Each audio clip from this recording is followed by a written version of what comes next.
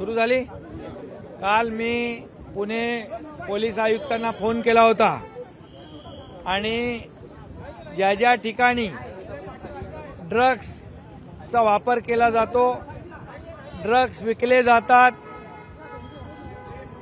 Hotel असेल, काही ठिकाणं असतील, काही शाळेच्या आजूबाजूच्या टपऱ्या असतील, काही दुकानं असतील, ही सगळी जेसीबी, पोकलेन, बुलडोजर लावून मुळासकट तोडून टाका. आणि त्याचबरोबर हे ड्रग्स विकणारे, मग पेडलर असतील किंवा ते ड्रग्सचे सप्लायर असतील, यांच्या मुळापर्यंत जाऊन यांची पाळंमुळं खोदून टाका. कारण हे आपल्या तरुण पिढीचं आयुष्य बर्बाद करतायत. आज पाहिलं तर एक तरुण पिढी या नशाबादीमध्ये पूर्ण त्यांचं जीवन उद्ध्वस्त होतंय. त्यांच्या आईवडिलांचं एवढं आपल्या मुलाच्या बद्दल एवढी त्यांना चिंता आहे की याचं भविष्यात काय होणार. ती सर्व मुलं जी आहेत आम्हाला देखील आमच्या मुलांप्रमाणे आहेत. आणि म्हणून मी पुणे आयुक्तांना एकदम कडक निर्णय घेण्याचे आणि कडक कारवाईचे आदेश दिलेले आहेत. त्याप्रमाणे मला वाटतं पुणे, मी त्यांना सांगितलं, पुणे ही कोयता गँग मुक्त आणि ड्रग फ्री मुक्त करा. पुणे ही आपली सांस्कृतिक शहर आहे. पुण्यामध्ये मोठमोठे साहित्यिक, सांस्कृतिक सगळी मोठं पुणे हे शहर हे सुसंस्कृत शहर आहे. आणि अशाच शहरामध्ये आपली तरुण पिढी या ड्रगच्या नशेमध्ये वाया जात असेल तर शासन कठोर कारवाई करेल. आणि फक्त पुणेच नाही तर महाराष्ट्रामध्ये सर्व शहरांमध्ये जिथे जिथे मुंबईचा ड्राईव्ह आपण बघितला, मुंबईमध्ये जवळपास 4,000 कोटीचे ड्रग पकडले, 1,700 बांधकामं तोडून टाकली. ठाण्यात देखील मी तेच आदेश दिलेले आहेत. संपूर्ण महाराष्ट्रात जिथं जिथं ड्रग विकत असतील आणि तरुण पिढी नासवत असतील अशा लोकांना बिलकुल सोडणे नाही. त्यांना पूर्णपणे त्यांचं पाळंमुळं खोलून त्यांना जेलमध्ये टाकणं, जेर बंद करणं आणि असलेली हॉटेल असतील, दुकानं असतील, टपऱ्या सगळं तोडून बुलडोजरनी पूर्णपणे तोडून टाकणं. हे अशा प्रकारच्या परिसरामध्ये अशा अनेक ड्रग पेडलर्सच्या वस्त्या मीरा भाईंदर परिसरात, मीरा भाईंदर असू दे, ठाणे असू दे, मुंबई असू दे, पुणे असू दे, नाशिक, संपूर्ण राज्यभर जिथं जिथं अशा प्रकारचे अड्डे असतील ते अड्डे उद्ध्वस्त करायला मी सांगितलेत.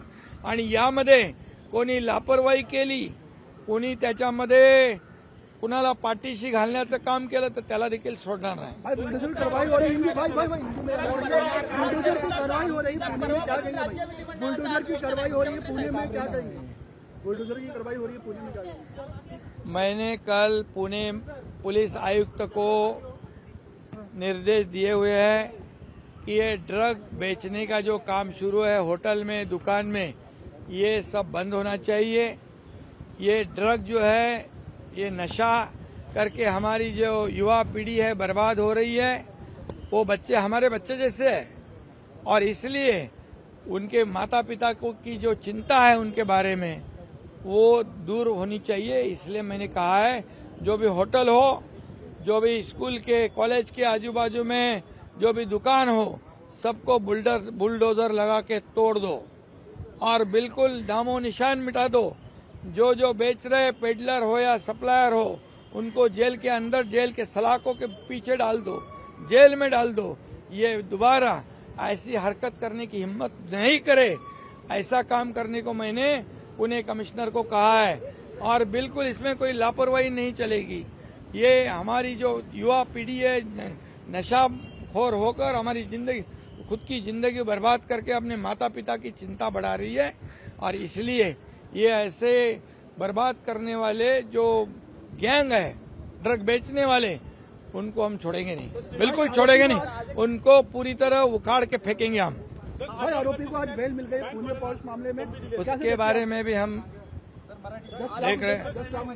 मैं उनके माता पिता मेरे पास आए थे, उनको मुख्यमंत्री सहायता निधि से 10-10 लाख रुपए का चेक मैंने आज दिया हुआ है. हम लोग पूरी तरह उनके परिवार के साथ है और कोई भी गुनाहगार आरोपी उसमें से उसको बख्शा नहीं जाएगा।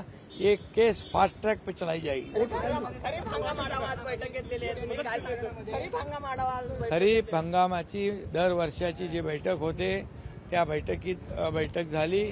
आजचं यावर्षीचं हवामान चांगलं आहे, चांगलं पाऊस पडणार आहे आणि खरीप हंगामामध्ये शेतकऱ्यांना मदत करायची आहे। त्यामध्ये सर्व अधिकाऱ्यांना निर्देश दिलेले आहेत। कृषी विभागाला, पणन विभागाला, संबंधित अधिकाऱ्यांना सांगितलेलं आहे की बी बियाणं खतं ही वेळेवर मिळाली पाहिजे।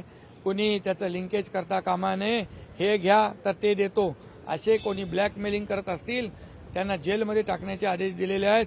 त्याचबरोबर जे बोगस बियाणं आणि खतं विकतील त्यांना देखील जेलमध्ये टाकण्याचा आदेश दिलेले आहेत। कुणालाही सोडलं जाणार नाही आणि त्यामध्ये बिलकुल या जे सप्लायर या कंपन्या आहेत या कंपन्यांना देखील त्यांच्यावर पण गुन्हे दाखल होतील। ज्या खोटं बियाणं, बोगस खतं विकतात त्या कंपन्यांना पण सोडलं जाणार नाही। त्यामुळे शेतकऱ्याच्या जीवाशी खेळण्याचं काम कुणी करू नये। 10 लाख रुपये त्यांना आज मदत दिलेली आहे। प्रत्येकी 10 लाख रुपयाचे चेक दिलेत। आम्ही त्यांच्या परिवाराबरोबर आहोत आणि त्यांना जी काही मदत लागेल ती आम्ही करणार आहोत। लोकशाही मराठी ऐका, पहा, जागरूक रहा।